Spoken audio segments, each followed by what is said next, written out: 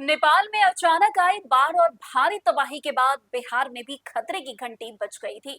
नेपाल से आने वाले पानी ने गंडक नदी का जलस्तर तेजी से बढ़ा दिया, जिससे नदी किनारे बसे गांव और इलाकों में दहशत का माहौल बन गया।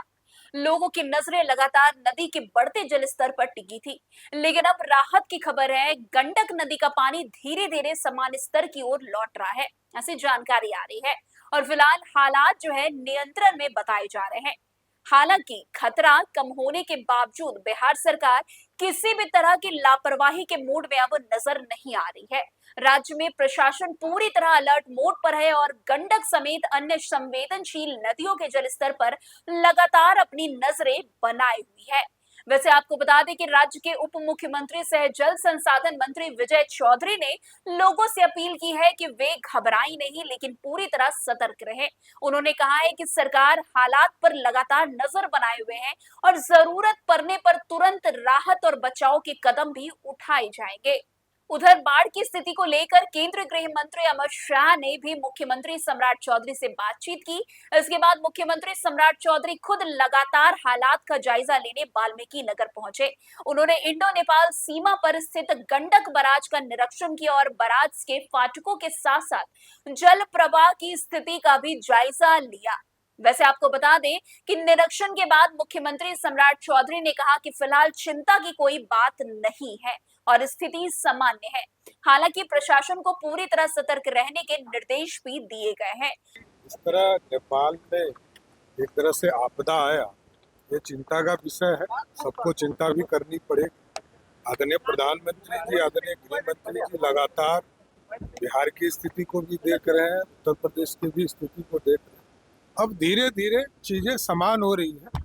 बारिश हुआ है, उसका कुछ पानी अधिक आ रहा है, लेकिन लगभग 1 लाख क्यूसेक के आसपास का आज पानी डिस्चार्ज हो रहे हैं।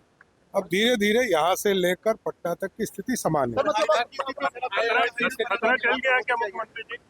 नहीं, खतरा तो अभी तक तो जो स्थिति है अब समान हो रहा है। पानी के बढ़ते दबाव को नियंत्रित करने के लिए गंडक बराज के सभी 36 फाटक खोल दिए गए हैं। नदी किनारे रहने वाले लोगों को जो है एहतियातन सुरक्षित स्थानों पर पहुंचाया गया है। अकेले पश्चिम चंपारण में 5000 से ज्यादा लोगों को सुरक्षित जगहों पर शिफ्ट किया गया है।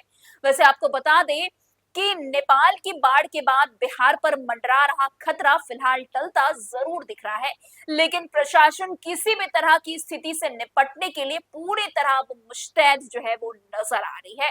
बाढ़ के खतरे के साथ साथ सरकार ने स्वास्थ्य व्यवस्था को लेकर के भी विशेष तैयारियां शुरू कर दी है। स्वास्थ्य मंत्री निशांत कुमार ने एक बड़ी घोषणा की है कि संभावित आपदा और बाढ़ के बाद फैलने वाली बीमारियों से निपटने के लिए प्रभावित इलाकों में 60 जरूरी दवाइयां मुफ्त उपलब्ध कराई जाएगी।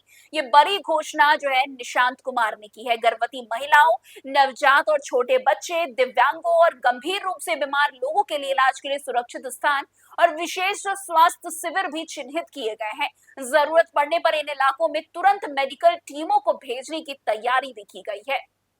वहीं गंडक बराज और अन्य संवेदनशील नदियों के जलस्तर की लगातार मॉनिटरिंग की जा रही है। किसी भी आपदा स्थिति से निपटने के लिए जो है एनडीआरएफ की टीम को भी तैयार रखा गया है। वैसे आपको बता दें कि जो है तो कुल मिलाकर देखिए कि नेपाल की बाढ़ के बाद बिहार में जरूर खतरे की स्थिति बनी थी। गंडक नदी का जलस्तर बढ़ने से लोगों की चिंता भी बढ़ गई थी, लेकिन फिलहाल पानी सामान्य स्तर की ओर लौट रहा है और हालात नियंत्रण में है, ऐसी जानकारी आ रही है। फिर भी सरकार और प्रशासन कोई जोखिम लेने के मूड में नहीं है। तो दूसरी तरफ सम्राट चौधरी और निशांत की जोड़ी फिलहाल बिहार में जो है लगातार बाढ़ के जितने भी खतरे उस पर नजर बनाए हुए हैं। एक स्वास्थ्य विभाग को संभाल रहे और एक पूरे राज्य को संभालते हुए नजर आ रहे हैं और लोगों को लगातार जो है कहीं ना कहीं संवेदना देते हुए भी नजर आ रहे हैं कि बाढ़ को लेकर बिल्कुल सतर्क रहे, लेकिन अभी खतरे की कोई बात नहीं। अब देखना होगा आने वाले समय में जो जो जितने भी बाढ़ की चिंताएं लोगों को सता रही है वो कितना हद तक कम हो पाती है।